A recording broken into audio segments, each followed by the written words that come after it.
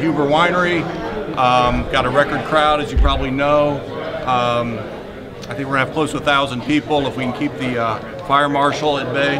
So it should be a really great night, and it's fun to see the folks lined up very deep. And if you haven't seen the 76 Eldorado Cadillac tricked out with all the basketball stuff, that's a must-see, and I encourage the video people to take a good look at that.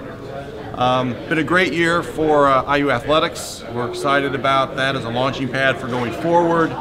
We had a national championship appearance by our men's soccer team, the 16th that we've had in our history.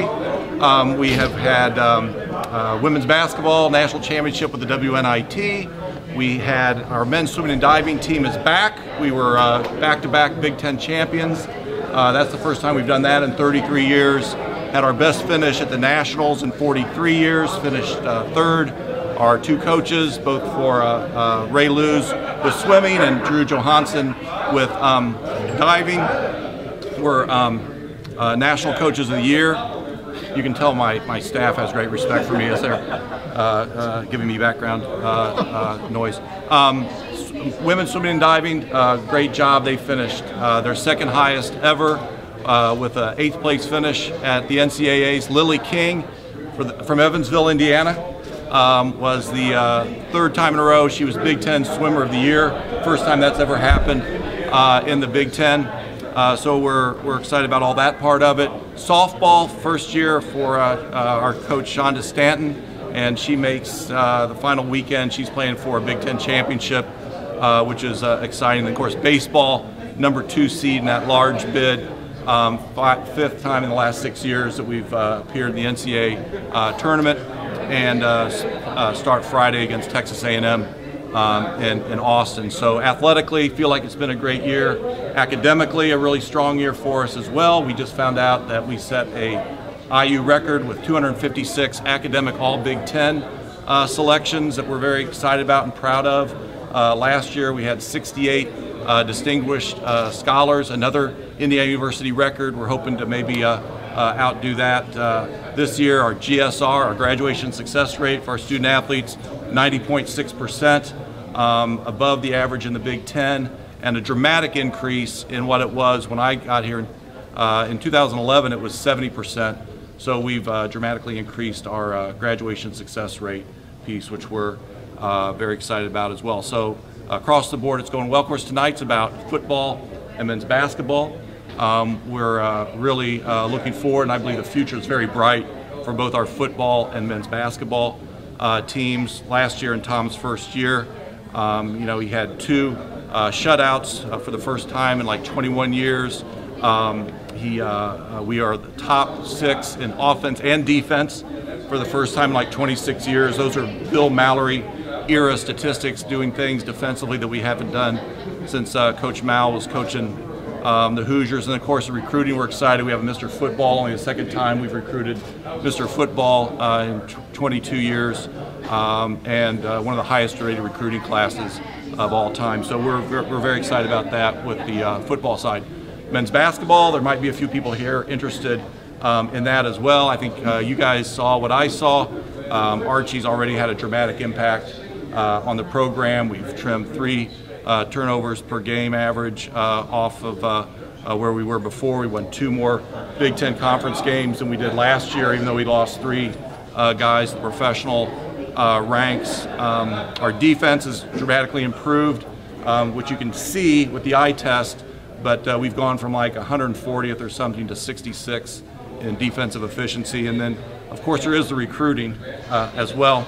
So we're very excited about Romeo, but the balance of the class, number 1 recruiting class in the Big Ten, number 7 nationally, and I'm sure Archie will talk more about his inside-out strategy is really working. We will have, it's sort of amazing to me, we'll have 3 kids on the Indiana All-Star team that are Indiana University recruits, and that's only the 2nd time we've had that many kids on the Indiana All-Star team in 29 years. So it feels like just yesterday when we were kind of getting all the Indiana kids. It's been longer than yesterday, but Archie's really turning that around, and we're very excited about Romeo. We're also excited about the balance of that class and the groundwork Archie's laying for future classes. So that's a little bit of the state of the IU athletic department, and at this point I'd be happy to answer any questions, particularly now that you can actually perhaps hear me. Alex, Fred, what are your expectations for the upcoming season for men's basketball? You kind of talked about last season, but going forward, maybe this season specifically, what are your expectations? Yeah, Alex, you know me. I really don't like to set preset expectations in advance. I think that's really unfair in a lot of ways. I think you got to see how the season goes, and where you might be with injuries and so forth. I think it's a little bit of a cop-out for administrators to set objective litmus tests or define success in advance. But having said all that, I'm optimistic that we'll move toward the goals that I have for men's basketball. I think we'll compete for a Big Ten championship, and I hope we are in the NCAA tournament. And I think year 2 will be a big move for us. Any closer to IU Kentucky resuming in basketball? I always get that question. No matter what I say, it seems to be news too. So actually, first of all, there's really no news on that other than I would really like to get that back on. We've had some very preliminary conversations with Kentucky. Of course, Archie has a great relationship with Coach Calipari. So I'm optimistic that we'll get something worked out. I'm hopeful to get something worked out, but there's nothing to report on that right now. With the Big Ten going to 20 games in conference play, how do you think that changes maybe the strategy for trying to get those marquee non-conference games? Does it make it tougher when the conference is expanding to 20 games?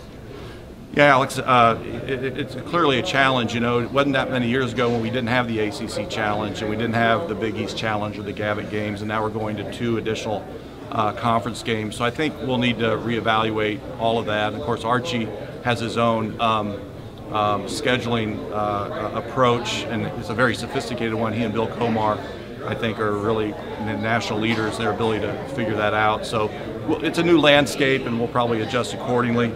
I do know that Archie appreciates the value of major intersectional play with the kind of opponents that we're talking about, and I think he shares my desire to get Kentucky back on the schedule. I know you guys had a contract with I think ESPN to play Carolina, I think at a Jimmy V this year. That game's not happening now. What happened with that? Mike, I think I knew that at one time, and I'm not sure why that went away. I can find out or remind myself about that, but I can't tell you as we stand here right now. Sorry about that. Fred, you did see a little bit of drop off in the basketball APR. It came out. It's prior staff, but what's your review of those numbers? You almost have to have a PhD in APRology to kind of understand all that. But when there's a transition, it's challenging. I think Ohio State maybe was the only team that had a bigger dip than us, and I think a lot of that was due to transition. When you have players going to professional leagues, it doesn't always hit you, but it can hit you. So it's a little bit of the ebb and flow of the evolution of a program. But I think starting with a new coach, and that's not to cast aspersions on the former coach, just that he's on the front end and able to build as opposed to being at a transition point. I think we'll bounce back up. Any tangible reaction from fans that you've heard in terms of the recruiting class and the addition of Fitzner and stuff? Emails, more demand for tickets, anything that you can sort of outline? Like lines around the Huber Winery Event Center. Yeah, it's really all of the above, Rick. I mean, people are excited from Lake Michigan down to the Ohio River, across the state. There's a real buzz and enthusiasm, and I was already thrilled with this class, with the people that Archie had been able to attract, and then of course Romeo Langford was the cherry on the sundae. I mean, what a great young man, great student, great character. His stories are legion of him sitting there and signing every autograph, even after a tough semi-state loss. And then he's a transcendent, basketball player, 100 and some odd points off of Damon Bailey's record, McDonald's All-American, Mr. Basketball, and then in a lot of ways, I think the quintessential Hoosier, right? I mean, he's from Indiana, obviously, stayed at New Albany, could have gone to prep school, maybe had some pressure to go to prep school, stayed here, and then committed to Indiana. And I just am so excited about him, and can't wait for him to be on campus. At the same time, the balance of the class is really pretty spectacular as well, all the Indiana All-Stars I mentioned. So I think there's a ton of momentum, and that's what I was hoping for. The results may be have come a little more quickly than even I anticipated. In terms of facilities, where does the South End Zone project stand? Is it still on time and on budget, all those things? Yeah, thank you. So the South End Zone project, we like to call the Excellence Academy, that's dedicated to the personal development of our student athletes, is on time, on budget. It'll be ready this summer, and it'll be open for the football season. In some ways, the coolest part will be what's outside, both as you come into the stadium and then look in through the bowl. It'll be a big-time, loud football bowl worthy of Big Ten status. But the most important stuff is what's going to be going on inside that building. Health and wellness, nutrition, career counseling, leadership and life skills. So it'll be a great amenity for our student athletes. The golf course is underway, and we're excited that that'll open in the spring of 2019. And then Wilkinson Hall, our new venue for volleyball and wrestling, will be open this winter. Probably won't have all of our volleyball games in there, but we'll at least have some of them. Okay, we got to keep on tight schedule. We got to pack one more. Just curious if you had a chance to look at the Rice Commission on college basketball, the recommendations, if you had any opinion on. I know there was a lot to get through there. Yeah. Just curious if you had a chance to study it and had any thoughts on it. Yeah, I've reviewed those in detail. I've shared my recommendations with President McRobbie. We're supportive of all the recommendations. I think those make sense.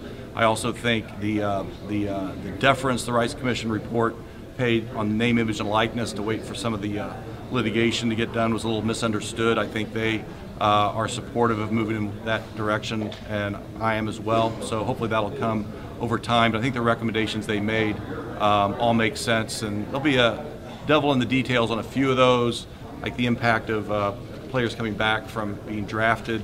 If that goes all the way to the end of that could wreak havoc across college basketball. But there's got to be a way to skin that cat, to give that flexibility to student athletes, but give coaches and programs the predictability that they need.